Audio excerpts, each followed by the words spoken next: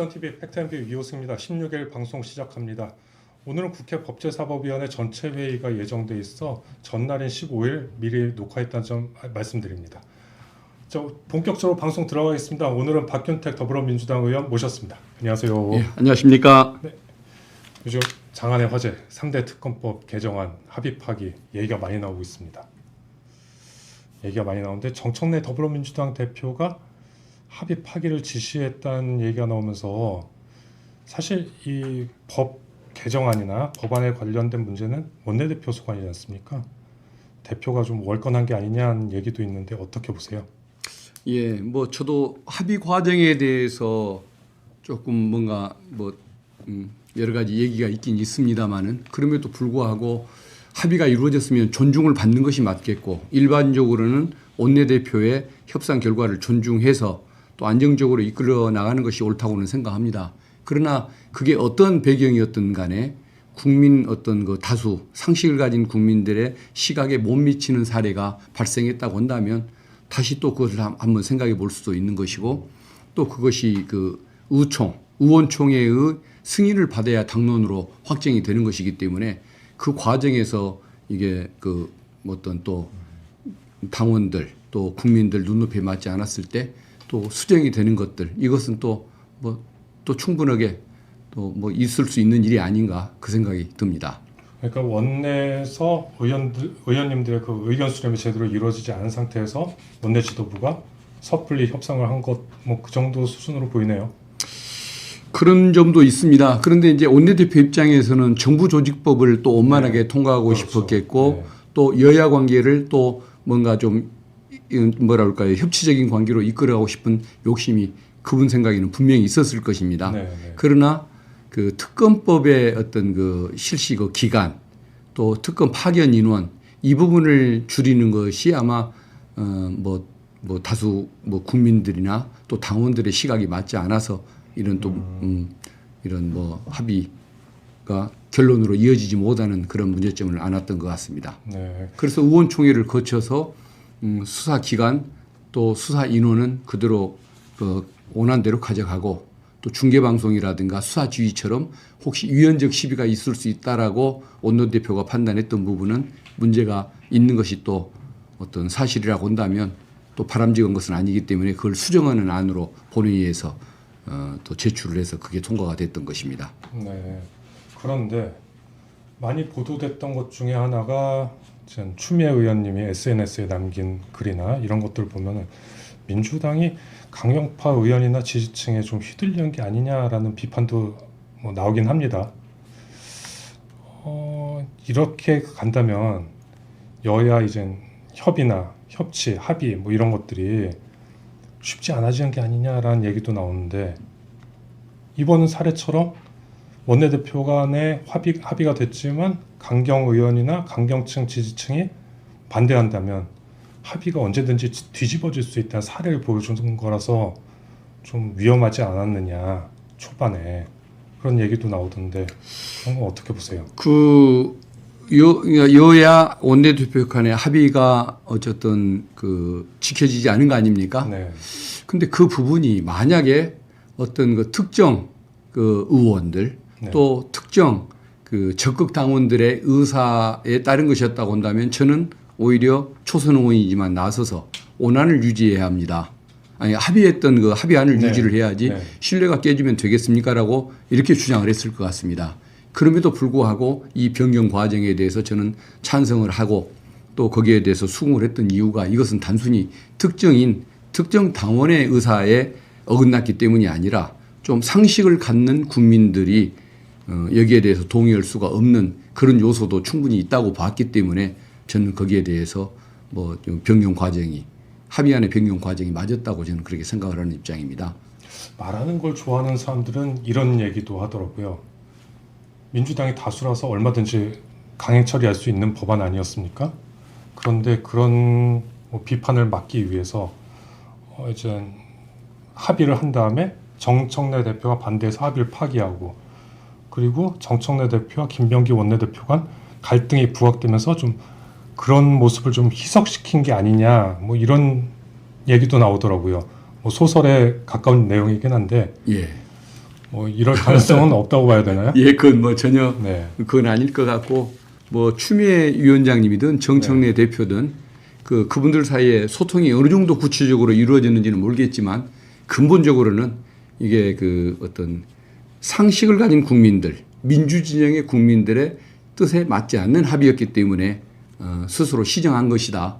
이렇게 긍정적으로 당원 주권 또 국민 주권 시대에 걸맞는 정치적 선택이다라고 이해를 해 주시는 것이 더 옳다고 그게 상황이 더 맞다고 생각을 합니다. 알겠습니다. 오늘 법사위 열리면은 아무래도 나경원 의원의 간사 선임의권 얘기가 좀 나오겠죠? 예, 맞습니다. 그런데 뭐 재판을 받고 있는 상황이나 뭐 탄핵에 반대했다는 것 뭐 그렇다 치지만 간사 선임의권하고 분리해서 봐야 되는 게 아닌가 싶어요. 이런 사례도 없고 전례도 없고. 예. 좀 탄핵에 반대했기 때문에 그리고 재판을 받고 있기 때문에 간사 선임은 안 된다라는 건 민주당이 너무 자의적으로 세운 기준이 아니냐라는 비판도 있는데 이건 어떻게 생각하세요?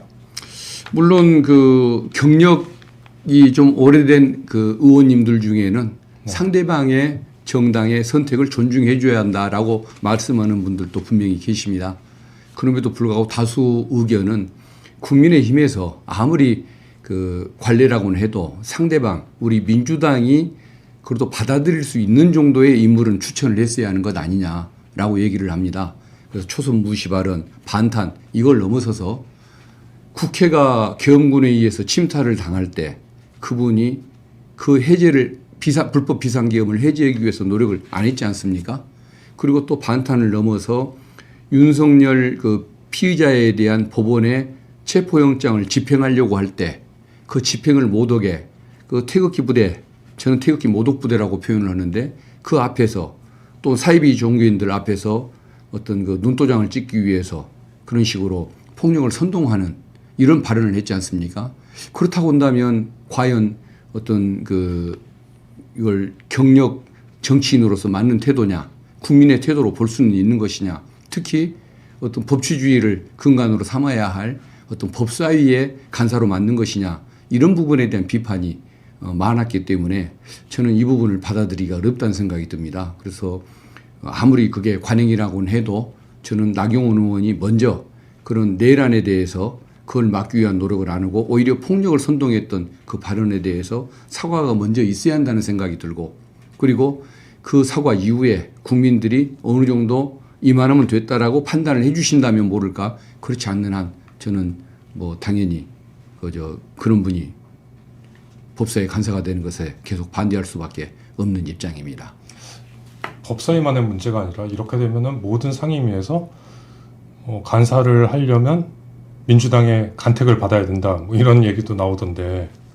물론 민주당이 그런 식으로 운영하면 안 되겠는 것이겠죠. 그래서 단순히 우리 마음에 안 든다가 아니라 어떤 국민의 눈높이에 지나치게 맞지 않는다.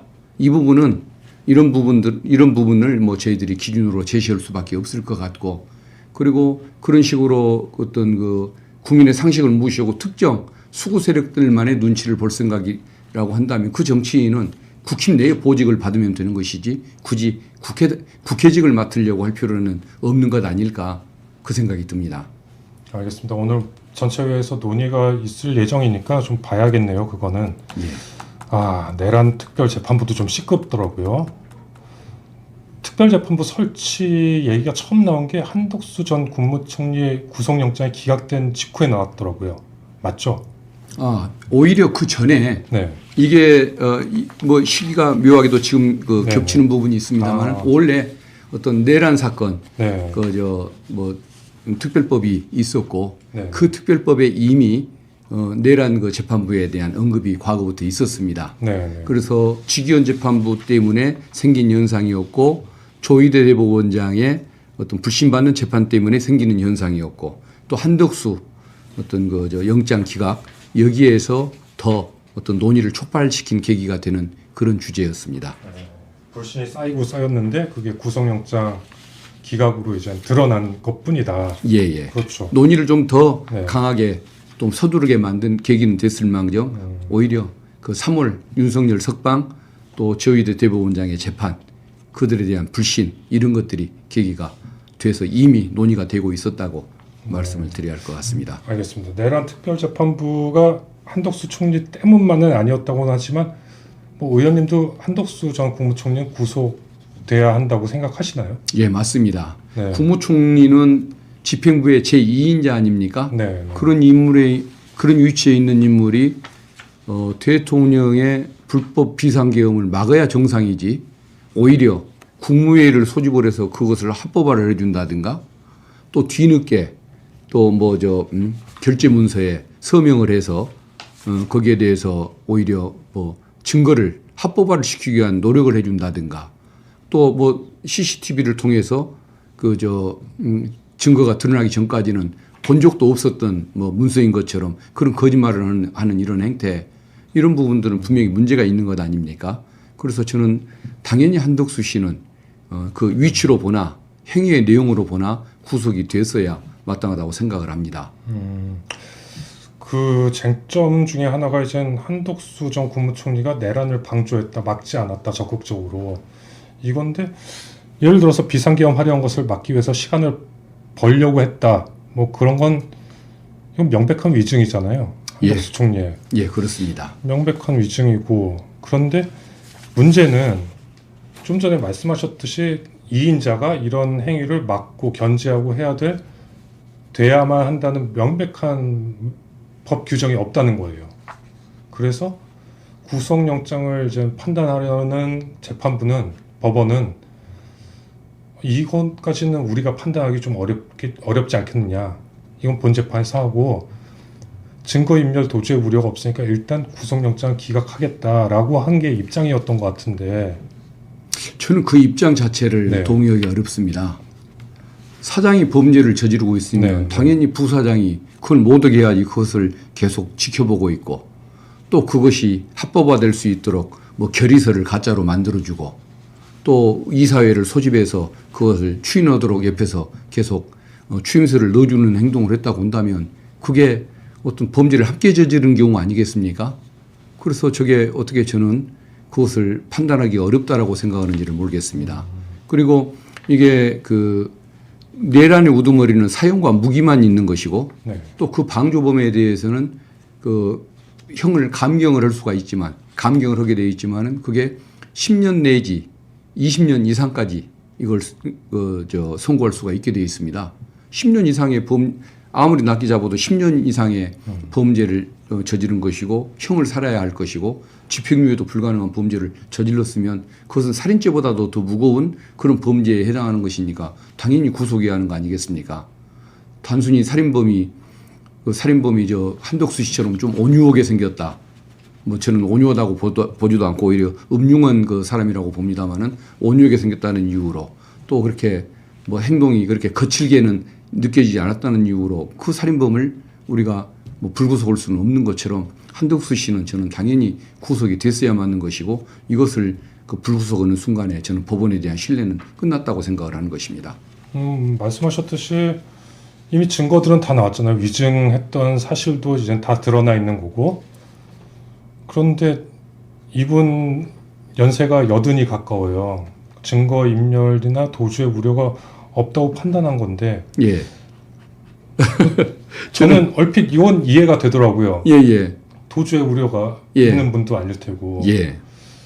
그래서 불구속 상태에서 수사하는 게 사실은 맞잖아요. 근데 제가 보기에는 도주의 우려가 많지는 않을 겁니다. 그렇지만 우리가 살인범이 자수하면 자수했으니까 그것을 도주의 우려가 없다고 해석하는 것이 아니고 형량이 높기 때문에 언제든지 마음이 바뀌어서 도주할 수 있다고 우리가 해석을 해서 구속을 하는 것입니다.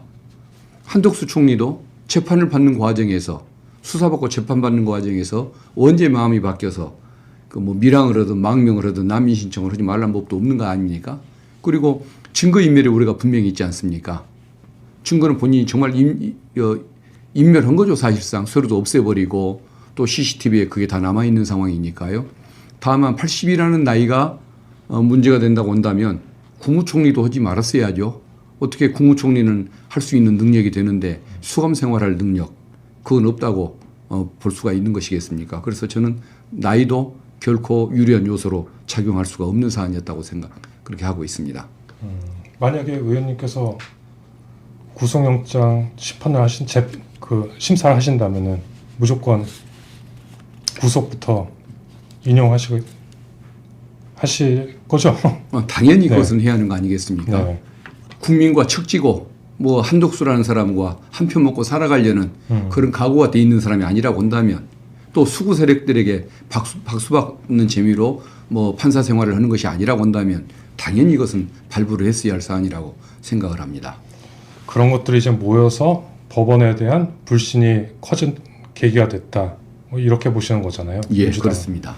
그 내란 특별재판부 얘기가 나온 게 한덕수 총리의 구속영장 기각이 촉발 요인이긴 하지만 뭐 아무튼 이재명 대통령이 100일 취임 기자회견에서 내란 특별재판부 설치에 대해서 위헌 논란이 있죠. 그게 왜 위헌이냐, 무슨 위헌이냐라고 하셨더라고요. 근데 헌법에 근거가 없으면 사실상 위헌과 마찬가지 아닌가 싶은데요. 그 헌법에서 특별히 어떤 방식으로 일을 하라고 규정을 해놨거나 네. 또는 어떤 걸 하지 말라고 규정을 했으면 그 헌법 규정 그대로 따라야겠죠. 네. 그걸 따르지 않으면 위헌이라고 봐야겠죠. 그러나 헌법에 아무런 얘기가 없는 것, 헌법의 근본적인 정신을 침해하지 않는 것은 입법을 통해서 당연히 사법이든 행정이든 규율을 할 수 있는 것. 그게 바로 국민의 대표가 만드는 입법 작용 아니겠습니까? 헌법에 그러니까 해석의 문제일 뿐이다. 예, 그렇죠. 그러니까 하란 말이 없으니까 못 만드는 것이 아니고 아무 말이 없으면 할 수 있는 거라는 거죠. 네. 예, 오히려 입법으로 이것을 더 그 어떤 그 기준을 만들고 또 사법이 이렇게 불신을 받을 때에는 신뢰받는 재판이 가능하도록 만들어줄 수 있는 것. 이게 저는 입법의 작용이라고 생각합니다. 그런데 웬만한 나라들, 선진국이라고 하는 뭐 일본이나 독일 같은 경우 보면 헌법에 특별재판부 설치를 뭐 특별한 경우가 아니면 헌법에 예정되지 않은 건 금지하는 조항을 헌법에 넣고 있거든요. 그러니까 그 일본이나 독일이 금지하는 조항을 굳이 헌법에 넣어놓은 이유가 그런 유권 해석, 헌법 해석에 대한 그 논란을 차단하려고 그랬던 게 아닌가 싶은데요. 과거에 뭐 반민특위라든가 뭐 특별 법원을 만드는 네. 그런 사안도 아니고 인민재판을 하는 사례가 아닙니다. 이번 내란 그 전담재판부를 만들자는 것은 기존에 법원 내에 있는 법관들 중에서 외부인들이 또는 내부인들, 외부인들로 섞여 있는 그 추천위원회가 국민의 신뢰를 받을 수 있는 판사들을 후보로 추천을 해서 그중에서 대법원장이 임명을 한 그런 법관들로 하여금 재판을 하게 하자. 그래서 국민들이 여기에 대한 의혹을 갖지 않도록 하자. 직위원처럼 이상한 계산법을 동원해서 70년 만에 아무도 사용하지 않던 이상한 계산법을 동원해서 윤석열을 풀어주어서 이런 그 불신을 산다든가 피고인을 9번째 출석을 하지 않더라도 내버려두고 그 골석 상태에서 재판을 하는 이런 모습을 타파하자라고 얘기하는 것인데 오히려 사법의 신뢰, 공정성을 높이도록 만들겠다는 것. 이게 저는 왜 위헌이고 왜 문제가 되는지 그게 더 오히려 의심스럽습니다. 이건 어디까지나 네. 특별 법원을 만드는 것도 아니고 인민재판을 하자는 것도 아니고 법관에 의한 내부 전담재판부, 합리적인 재판부를 구성해달라는 요구에 불과한 것입니다. 그런데 제가 헌법을 찾아보니까 그게 좀 논란이 만약에 설치가 돼도 논란이 계속 심화될 것 같아요. 뭐 찾아보니까 헌법 제101조 같은 경우엔 1항에 사법권은 법관으로 구성된 법원에 속한다라고 했는데 특별재판부 구성한다는 것 자체가 이젠 사건 배당에 영향을 미치고 사법권 독립을 침해할 수밖에 없다. 그래서 위헌이다라는 얘기도 있고요. 뭐 27조 같은 경우에는 헌법과 법률이 정한 법관이라고 했는데 이게 뭐 어떻게 보면 이런 거지 않습니까? 심판할 법관을 이제 범죄자가 기소된 이후에 뽑아서 재판부를 설치한다는 거라서 좀 순서도 안 맞지 않느냐. 뭐 이런 위헌 논란이 계속 나올 것 같아요. 특별 재판부가 설치되더라도요. 좀 소비적이지 않을까요? 굉장히. 그 사법권은 대법원에 속하는 걸로 네, 돼 있지 네, 않습니까? 네. 근데 거기서 말하는 사법권이라는 것은 어떤 그 판사의 그 판단, 어떤 법률을 해석하는 기능, 이 본질적 기능을 법원이 갖는다는 그런 의미일 것입니다. 그 대신 어떤 판사들이 일을 하기 위한 토목공사에 해당하는 어떤 구성에 관한 부분, 또 운영 방식에 관한 부분, 이런 것들은 법률로 충분히 규율을 할 수가 있는 것이라고 봐야겠죠. 만약에 사법권은 대법원에 속하기 때문에 입법은 관여하지 말라라고 얘기한다면, 그러면은 법원의 이름들을 결정하는 입법, 그리고 또 형사부와 민사부 이런 식으로 어떤 경우에는 합의가 재판하고 어떤 경우는 단독 판사가 재판하도록 규정해 놓고 있는 관할의 범위, 이런 것들이 있지 않습니까? 그리고 또 재판을 기일을 지정해 놓는다든가, 또 뭐 제한을 가해 놓는 거라든가, 이런 여러 가지 규정들이 다 법률에 의해서 이루어지고 있는 건데, 그러면은 헌법에 나온 얘기 말고는 다 모든 것을 대법원 규칙으로 해결을 해야지, 왜 그 많은 사항들을 심지어는 판사들의 관할 범위까지 다 법으로 정했겠습니까? 그래서 저는 법률로 이런 것은 당연히 정할 수가 있는 것이고, 대신 어떤 입법이 이런 경우에는 유죄를 줘라, 이런 경우는 무죄를, 갑동이에게는 무죄를 선고하라, 이런 식의 해석, 선언, 여기에 관여하지 않는다고 한다면 저는 구성에 관한 입법 원칙을 만드는 것, 그건 문제가 없다고 봅니다. 그리고 어떤 국회의 관여 내용이라는 것이 국회가 관여하자는 것이 아니지 않습니까? 저는 그래서 그 오해를 피우기 위해서 국회는 아예 어떤 추천위원 추천도 하지 말자, 이런 생각을 가지고 있습니다. 그래서 정치인들 다 빠지고 그야말로 법학계든 또 법원이든 또 법률가 협회든 그다음에 시민단체 중에 뭔가 공정성을 인정받는 이런 분들이 들어가서 추천을 하고 국민의 어떤 눈높이에 맞는 재판부만 구성할 수 있다면 오히려 저는 권장해야 할 사항이지, 저렇게 엉뚱한 재판, 상식에 어긋나는 일이 이루어져도 내버려 두고 보고 있는 것, 그게 저는 헌법 정신은 아니라고 생각을 합니다. 그런데 특별재판부가 설치가 되면은 이런 논란도 벌어질 것 같아요. 만약에 나는 유죄 받을 것 같지 않은데 법원에서 유죄를 받았어. 그러면 법원이 내린 모든 결정이 다 불리하다라고 생각하는 사람들이 억울하다, 내가 피해자다, 피해를 입었다, 이것 봐라, 민주당이 그때도 그러지 않았냐, 특별재판부 설치한 이유가 법을 마음대로 해석하려고 하니까 억울하다, 이렇게 되면은 법치주의가 확립이 될 수 있을까, 과연 흔들리지 않을까라는 생각도 들어요. 왜냐하면 법원의 모든 판결을 믿을 수가 없잖아요. 받아들일 수가 없고.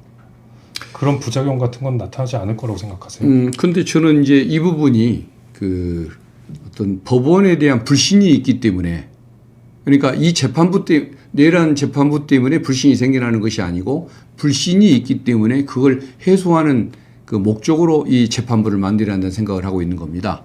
그리고 또 단순히 윤석열 피고인에게만 적용되는 사건이 아니고 앞으로도 뭔가 내란이나 외환이나 이런 정치성을 갖는 사건이 발생했을 때에는 판사의 특정 성향에 따라서 유죄가 되기도 하고 무죄가 되기도 하는 이런 위험성을 막기 위해서 앞으로 어떤 내란 사건, 외환 사건이 생기면은 이런 뭔가 전혀 어떤 국민들이 걱정하지 않고 믿고 맡길 수 있는 재판부 구성 방식을 법에다 도입을 해가지고 항상 일관된 원칙, 일반된 방식으로 어떤 선정을 하게 만든다고 한다면 특정인을 위한 입법은 아닌 것이기 때문에 그 유연성의 문제, 불신의 문제도 없을 것이라고 생각을 합니다.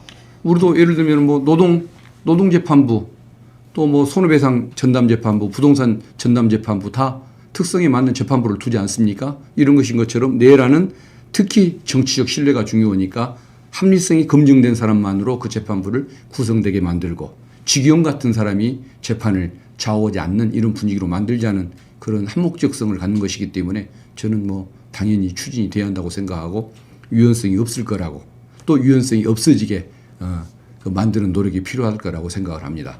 불신 해소가 가장 큰 목적이라면은 법원 내에서 스스로 자정하도록 열어놔야 되지 않을까요, 길을? 자정을 하기를 바랬습니다. 네. 그렇지만 안 하지 않습니까? 저게 원래 개인 성향이 독특해서 그런 것인지, 아니면 조희대 대법원장의 어떤 백을 믿고 그런 것인지 저는 모르겠습니다. 그래서 법원행정처나 또 좀 뭔가 합리성을 갖는 판사들은 직위원 재판부를 그렇게 지탄을 하고 비난을 하고 저 사람들 때문에 우리 법원 망신스러워서 못 살겠다고 얘기하는 분들이 많다고 들었는데 저걸 보고서도 내버려 두는 것이 사법 독립이라고 얘기를 합니다. 이번에 법원장들 모여서 회의를 했지만 왜 조희대 대법원장 그 대법원이 판결문도 1심, 2심 기록도 안 읽고 이재명 대표 대선 후보를 갈아치우는 결정을 한다고 했을 때는 왜 아무 말도 안 했고 직위원이라는 사람이 왜 70년간 적용되어던 원칙을 다 저버리고 이상한 셈법으로 윤석열을 석방할 때 왜 아무 말도 안 했습니까? 그걸 내버려 두고 있는 게 지금 법원의 모습 아닙니까? 그러면서 이제 와서 국회를 비판하는 그런 법원장 회의를 여는데 그건 오히려 저는 법원이 반성해야 할 부분인 것이고 저것을 그대로 방관하고 저거의 사법의 독립이라고 주장하는 그 모습을 반성해야 할 부분이지 저것을 지금 잘했다고 박수칠 일은 아닌 것 같습니다. 네. 알겠습니다. 이재명 대통령이 그때 기자회견에서 가장 최종적으로 존중돼야 할 것이 국민 주권의 의지다라고 하셨어요. 근데 헌법보다 국민 주권 의지가 상위 개념입니까? 그거 좀 헷갈리더라고요. 헌법을 만들 때는 네. 국민의 주권이 최우선적인 것이겠죠. 네. 그 국민이 헌법을 만들기도 하고 헌법을 개정하기도 하는 것이니까요. 그러나 이미 있는 헌법이 있는 상태에서는 국민의 의사도 헌법보다 앞서지는 못합니다. 헌법대로 국민이 따라야 하는 것이겠죠. 네. 그렇지만 헌법에 명문의 규정이 있지 않고 또 뭔가 다툼의 어떤 해석의 다툼의 여지가 있을 때에는 국민의 뜻에 맞는 헌법의 해석을 하도록 또 국민의 뜻에 맞는 입법을 하도록 노력을 해야 하는 것이기 때문에 대통령께서 말씀하시는 그 국민의 의사 존중이라는 것은 어떤 국민의 뜻에 맞게 헌법을 무시하자가 아니고 헌법을 해석하고 사법권을 행사하고 국회가 입법을 하는 이 모든 과정이 국민의 의사에 맞추기 위한 이런 노력들이 있어야 한다. 그런 의미로 저는 해석을 했습니다. 약간 그때 얘기 같아요. 대선 직전에 이재명 대통령 그때 후보가 대통령이 되면 모든 이제 기소 같은 게 중지돼야 된다. 재판 과정이 중지돼야 된다. 논란이 많았잖아요. 결국엔 뭐 다 중지되긴 했지만 이런 논란을 막으려면 뭐 헌법이 진짜 뭐 책 몇 트럭 분이 돼야 될 것 같은데 해석의 문제를 이렇게 열어놓는다는 거는 글쎄요. 저로서는 좀 이해가 안 되네요. 그때 기소 중지, 그 재판 중지 그 얘기처럼. 근데 또 헌법이라는 것이 갖는 특성이 있기 때문에 네. 뭐 형사소송법, 민사소송법처럼 그렇게 세부적인 것을 다 규정할 수 없는 특성을 가지고 있고 또 너무 세부적으로 규정을 해놓다 보면은 시대의 변화에 또 국민의 의식 변화에 맞추지 못하는 또 그런 또 한계가 있을 수 있기 때문에 뭐 지금의 헌법이 잘못됐다고 볼 수는 없을 것 같고 오히려 그 헌법에 명백치 않은 사항들을 가지고서 국민의 의사를 존중하지 않은 채 자기 권한을 확보하려고 하는 기관이 있다고 한다면 저는 그게 더 문제가 될 거라는 생각이 듭니다. 또 네. 그런 경우에 또 네. 다툼이 있으면 해결하기 위해서 헌법재판소가 또 존재하는 것 아니겠습니까? 네. 자칫 잘못하다간 뭐 예전에 조두순 사건 때 조두순처럼 뭐 국민 대부분 무기징역이나 사형을 원했잖아요. 법감정이란 게. 그런데 12년인가요? 뭐 살고 나왔죠. 만기 출소했는데 국민 법감정이 그렇지 않다면 받아들일 수 없다면 그럴 때마다 다 특별재판부를 설치할 수도 없는 노릇 아닙니까? 어쨌든 법원이 양형 기준을 설정을 하든 또 이런 그 사건이 이런 지금 불심받는 그 내란 재판, 직위원 재판부 같은 그런 사건들이 있었을 때에는 뭔가 좀 내부적인 그 건전한 비판을 통해서 또 양형 기준 수립을 통해서 좀 어쨌든 국민들이 공감할 수 있는 재판 진행이 될 수 있도록 또 그런 그 뭐 결과 선고가 될 수 있도록 좀 법원이 저는 더 부단히 노력을 해야 한다고 생각을 합니다. 사법권의 독립이라는 것은 그 자체가 목적인 것이 아니고 어떤 뭐 국민 주권 또 국민들의 인권, 사회적 정의 이것을 그 어떤 수립해 가는 또 도달해 가는 수단인 것이지 사법권 독립이 목적이어 가지고 뭐 어떤 국민들의 목소리는 또 정치권의 목소리는 국민 대표의 목소리는 다 무시하면서 우리를 지키기 위한 자기들을 지키기 위한 그런 도구마로 활용되게 해서는 안 되는 거 아니겠습니까? 그래서 저는 법원이 제발 그 사법권의 독립이라는 것을 자기 보호수단으로 또 자기들의 목표로 삼지를 말고 국민을 위한 재판을 하는 그 어떤 그 과정 수단에 불과하다는 그 사실, 그것을 좀 명백히 인식해 주기를 바랍니다. 재판부가, 법원이 이재명 대통령에 대한 재판을 중단한 것도 국민들의 그런 감정을 생각해서 판단한 문제 아닐까요? 아닙니다. 저는 그 부분은 헌법 84조에 대통령에 대해서는 재직 중에 형사상 소추되지 않는다는 네. 그 규정, 그걸 그대로 해석했다고 봅니다. 대한민국의 유력한 교과서를 다 찾아봐도 여기에 대해서 기소와 공소 유지가 다 포함되고 재판도 당연히 중단될 수밖에 없다라고 다 해석을 해놓고 있습니다. 물론 뭐 뒤늦게 그 반대되는 정치적 해석을 하는 견해도 있습니다만은 유력한 교과서를 10권 찾아봤더니 8권이 다 똑같은 얘기를 써놨고 2권은 쟁점이 있는지를 몰라서 언급을 안 해놨을 뿐이고 정말 유명한 학자, 권위를 인정받는 학자는 재판도 당연히 중단된다라고 해석을 하고 있고 법원도 그 당연한 해석을 따랐다고 생각할 뿐입니다. 알겠습니다. 정청래 대표 얘기 하나만 더 해볼게요. 내란 전담 재판부는 국회 입법 사항이라고 했더라고요. 예. 어떻게 보면 입법 만능주의 아니면 국회 입법기관이 사법기관 위에 있다는 뉘앙스로 좀 비춰지는 발언이던데 어떻게 보세요? 법률을 제정하는 데 있어서는 당연히 국민을 대표하는 국회가 당연히 위에 있어야 하는 게 맞을 겁니다. 그리고 법률을 해석하는 데 있어서는 당연히 국회의원들이라고 할지라도 법원의 그 선고, 해석에 복종을 해야 할 것입니다. 그래서 서로 그것은 어느 영역에 따라서 상호관계가 달라지는 그런 부분이지 누가 위에 있고 아래에 있고의 문제는 아닌 것 같습니다. 그리고 정청래 대표께서 말씀했던 것은 헌법에 명백히 규정되어 있지 않는 한 입법으로 규정할 수 있는 거 아니냐. 어떤 입법 그 위의 원칙을 분명히 확인하는 그런 부분인 것 같고 또 법원이 스스로 시정 노력을 안 하니까 입법을 통해서 그것을 바꾸려는 그 어떤 시도를 해야 하는 거 아니냐라는 그 원칙을 말씀하는 것이지 뭐 모든 부분에 있어서 뭐 국회가 위고 법원이 아래라는 그런 의미는 아닐 겁니다. 헌법에 명문화되어 있지 않으면 입법으로 가능한 얘기 아니냐라고 하셨는데 그럼 반민특위 특별재판부나 3.15 부정선거 특별재판소 설치는 왜 헌법에 설치할 수 있다고 규정을 뒀을까요? 그때는 3.15는 좀 다른 문제긴 하지만 그때는 좀 성격이 좀 달랐던 것이겠죠. 네. 그러니까 그것은 그야 혁명적인 상황에서 기존의 법원 또 기존의 법관에 의한 재판으로는 이게 어떤 그 목적을 달성할 수가 없는 특수 상황이었기 때문에 그 어떤 기존의 일반 재판부와는 다른 특별한 어떤 그 구성이 필요해서 헌법에 뒀던 것일 거고 지금은 그게 필요 없다고 보는 이유가 기존 법원 내에서 기존의 법관들 중에서 그것도 중앙지방법원의 내란 전담 재판부를 만들고 신뢰받는 검증된 사람으로 가게 하자 이 정도의 그 문제이기 때문에 내부 어떤 그 기존 법원 질서 내에서의 어떤 재판 운영 방식에 불과하기 때문에 헌법 개정은 필요가 없는 사안이라고 생각을 합니다. 그런데 3.15 부정선거 질적 수준이 다른 것이죠. 네. 3.15 부정선거 특별재판소 운영할 때는 운영한 다음에 헌법에 특별재판소 설치 규정이 없다, 위헌이다라고 하니까 뒤늦게 헌법을 개정해가지고 특별재판소 설치를 합헌화시켰잖아요. 예.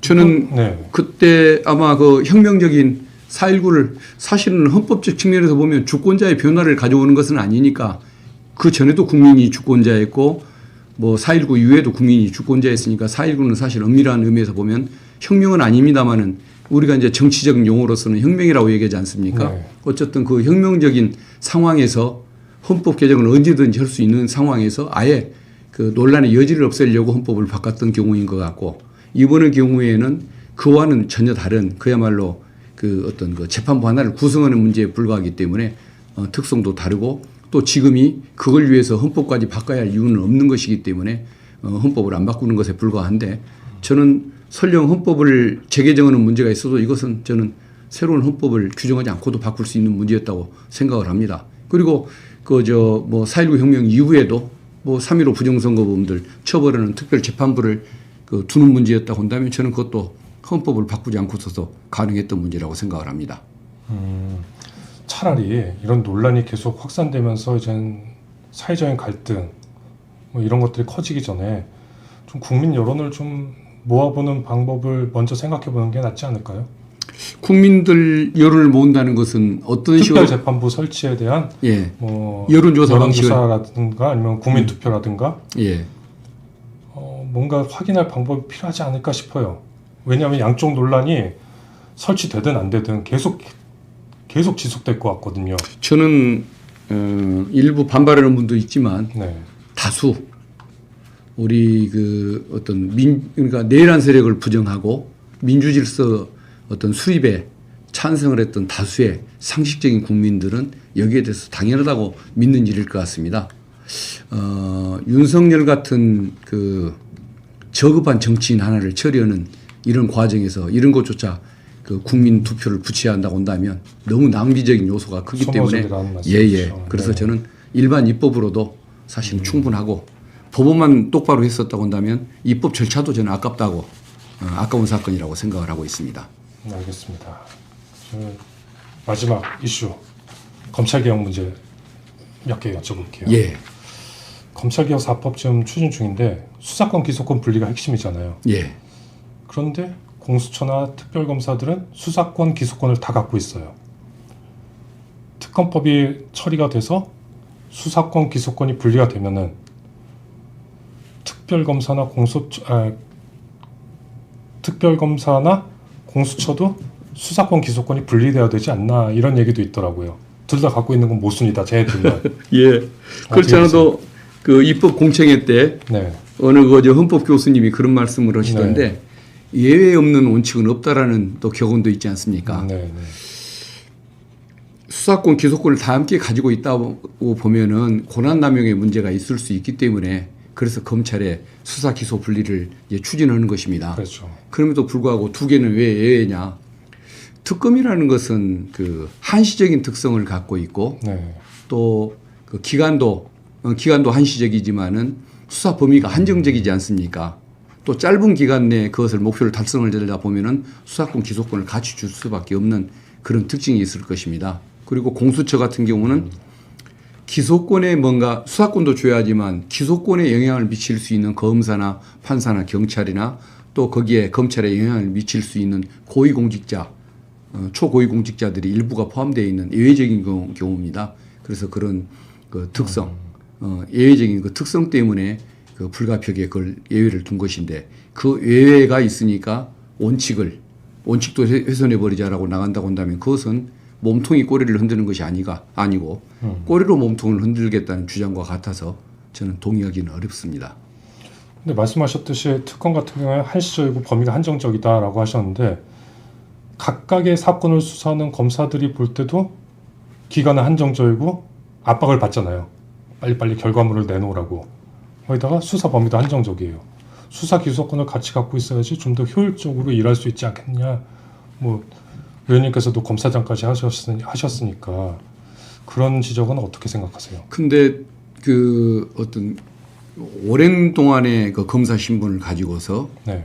회전문 인사하듯이 특수부, 중수부 검사들이 특별 수사를 남용하다 보니까 이 검찰 권력이 대한민국의 정치까지 쥐고 흔드는 결과를 가져왔지 않습니까? 마지막에는 검찰이 정치화를 떠나서 검사 출신이 대통령까지 되는 이런 회계망측한 결과를 가져와서 지금 대한민국이 이런 그 결과를 가져왔던 거 아닙니까?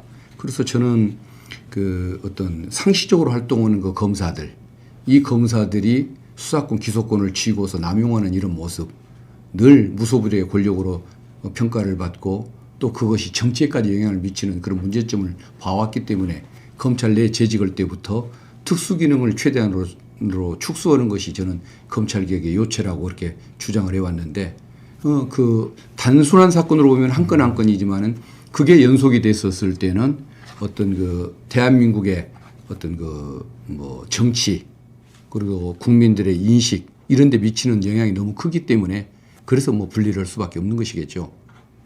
만약에 그러면 특검이나 공소청이 죄송합니다. 고위공직자 수사처 공소처하고 자꾸만 헷갈리네요. 고위공직자 수사처나 특검이 수사 기소권을 둘 다 갖고 남용하게 된다면 이건 누가 손댈 수가 없는 것 아닙니까? 기간이 길다는 점은 있죠. 특검에 비해서. 네. 그렇지만은 그 범위가 수사나 기소권을 행사하는 사람들, 또 거기에 대해서 직접적인 영향을 미칠 수 있는 위치에 있는 사람들, 이 사람들로 좀 범위를 한정하고 있지 않습니까?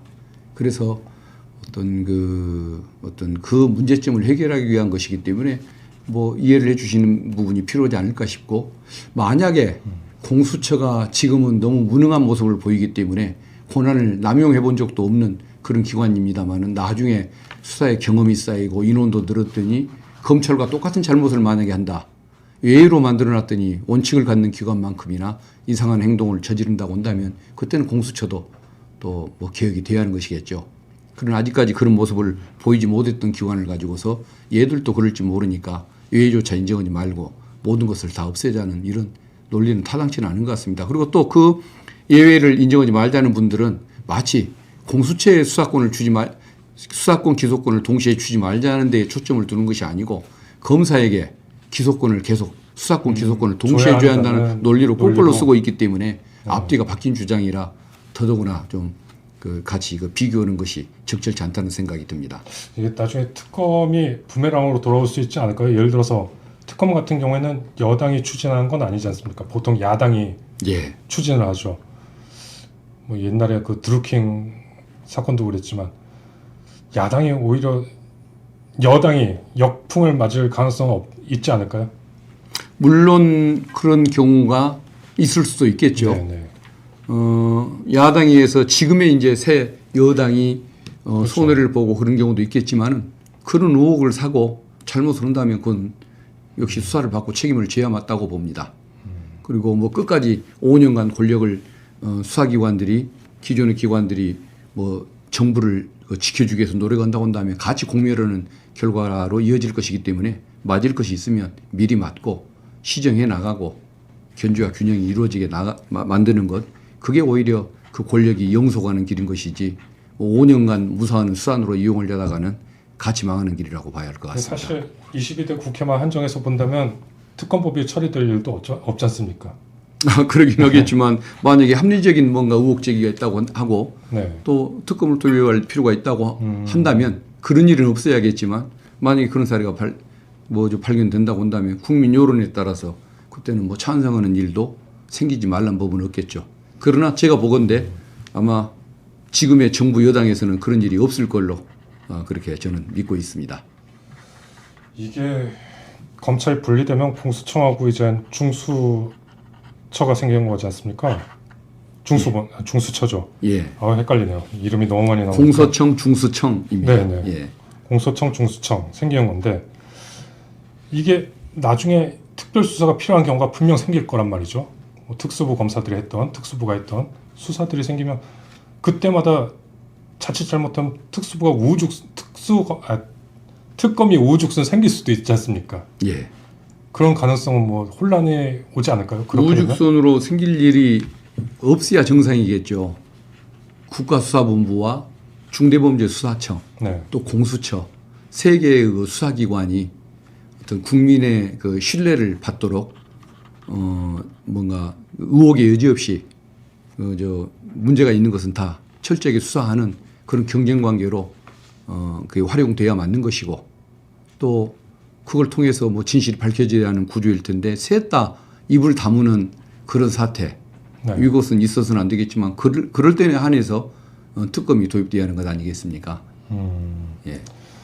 이런 질문을 왜 드렸냐면 지금 중수청이 생긴다고 할지라도 수사를 담당했던 수사 검사들이 그쪽으로 많이 지원을 안 할 거다라는 얘기가 많이 있더라고요. 그러니까 제일 중요한 게 이제 검사 타이틀을 떼고 수사관 타이틀을 달아야 되는데 그걸 받아들일 검사들이 많지 않을 거다라고 하는데 검찰 내부 분위기 좀 들어보신 게 있나요? 아마 법무부면은 그래도 조금 친근감이 있어서 전직을 하겠지만 행안부로 가면은 조금 멀게 느껴져서 경찰들이 더 많이 응모하고 검사 출신들은 많이 안 갈 거다라고들 얘기하는 분들이 있는 것 같습니다. 그래도 본인들이 정말 지금까지 수사를 했던 이유가 자기의 어떤 명성을 위해서가 아니고 대한민국의 정의를 위해서 그런 것이었다는 순수한 생각을 갖는 검사였다고 한다면 저는 뭐 그 정도 전직 걸 수 있는 용기는 있어야 하는 것 아닌가 싶고, 또 아니라고 할지라도 경찰에도 수사 능력이 좋은 분들이 많이 있기 때문에, 또 검사가 아닌 검찰 수사관 중에 수사 능력이 뛰어난 사람들이 많기 때문에 그분들에 의해서 구성되는 중수청 검사가 많지 않다고 할지라도 저는 뭐 수사를 잘할 걸로 그렇게 기대를 하고, 수사 능력이 좀 떨어질 가능성이 높다는 얘기도 있더라고요. 기대한 만큼은 아닐지는 모르겠지만 저는 뭐 처음부터 잘할 거라고 믿습니다. 왜 그러냐면 경찰 또 검찰 수사관 중에 우선분들 많습니다. 예. 아마 그분들이 또 정말 그 수사 욕심에 정의를 실현하고자 하는 그 욕심에 많이 응모를 해줄 거라고 기대를 하고 있고, 잘 될 걸로 저는 기대를 합니다. 알겠습니다. 그 시간상 마지막 질문 하나 드리고 마무리 지어야 될 것 같습니다. 그 정부가 검찰 개혁 속도에 좀 속도 조절을 하는 모습이에요. 보니까 좀 민주당은 밀어붙이려고 하는데 정부는 좀 더 신중하자 이런 느낌이에요. 제가 볼 때는. 근데 일각에서는 검찰이 공소청으로 축소화되면 사정 정국이 발생할 때마다 민주당의 특검법 발의를 요청해야 되지 않습니까? 그러면 자칫 잘못하면 이제 정부가 당의 여당에 이제 끌려가게 되는 모습이 연출될 거란 말이죠. 그때마다 특검법 좀 발의해줘 부탁을 해야 되니까요. 이런 것 때문에 좀 정부가 속도 조절하는 게 아니냐라는 얘기도 있던데 맞는 얘기입니까? 틀린 얘기입니까? 저는 이해를 하기는 어려운 얘기인 것 같습니다. 그러니까 세 개의 수사기관, 국가수사본부, 중대범죄수사청, 공수처가 수사들을 잘 할 것인데 너무 경쟁적으로 하지 않을까가 우려된다는 것이 제 생각인데, 굳이 뭐 그때마다 뭐 특검법을 발의해달라고 요구해야 할 이유가 없는 것 아니겠습니까? 그래서 저는 뭐 오히려 뭐 특검을 뭐 대비하기 위해서 또는 특검을 뭔가 활성화하기 위해서 검찰 개혁을 늦추자고 얘기하는 그건 저는 아닐 거라고 그렇게 생각이 됩니다. 오히려 반대로 잘만 되면 특검법이 아예 나오지 않을 수도 있다. 오히려 저는 세 개의 수사기관이 경쟁적으로 더 열심히 할 거라는 생각이 듭니다. 그리고 뭐 당에서는 조금 더 속도를 강조했고 정부에서는 어떤 숙의라고 해야 할까요? 신중함을 좀 더 강조했지만은 그 어떤 내용을 충분히 살펴가면서 하자는 의미였던 것이지 진도를 천천히 나가자는 의미는 아니었던 것 같습니다. 그래서 빨리 하자는 주장과 또 내용을 또 충분하게 공백이 안 생기게 신중하게 하자는 주장은 서로 대립되는 개념이 아니라 함께 갈 수도 있는 그런 개념이기 때문에 저는 그것을 이상하게 해석할 일은 아닌 것 같습니다. 아마 총리실이 주도하면은 저는 아무튼 그 금년이 가기 전에 중수청법, 공소청법이 다 제대로 만들어질 거라고 그렇게 예상하고 있습니다. 알겠습니다. 제가 준비한 질문 여기까지인데 혹시 더 하시고 싶으신 말씀 있으신가요? 오늘 너무 예상 못하게 세게 질문을 하셔서 아닙니다. 좀 당혹스러운 면이 있는데 죄송합니다. 어쨌든 설명할 시간 주셔서 감사하고, 아무튼 의문이 또 풀리지 않는 부분이 있으면 또 언제 한번 불러서 의견 말씀할 기회를 주시면 고맙겠습니다. 알겠습니다. 감사합니다. 세게 주셔서 감사합니다. 아쉽고 고맙습니다. 죄송합니다. 저는 죄송하고 감사합니다. 오늘 방송 여기서 마칠까 합니다. 지금까지 박균택 더불어민주당 의원과 이야기 나눠봤습니다. 18일 목요일은 김근식 전 국민의힘 전략기획실장 모시고 이야기 나눠보겠습니다. 지금까지 시청해 주셔서 감사합니다.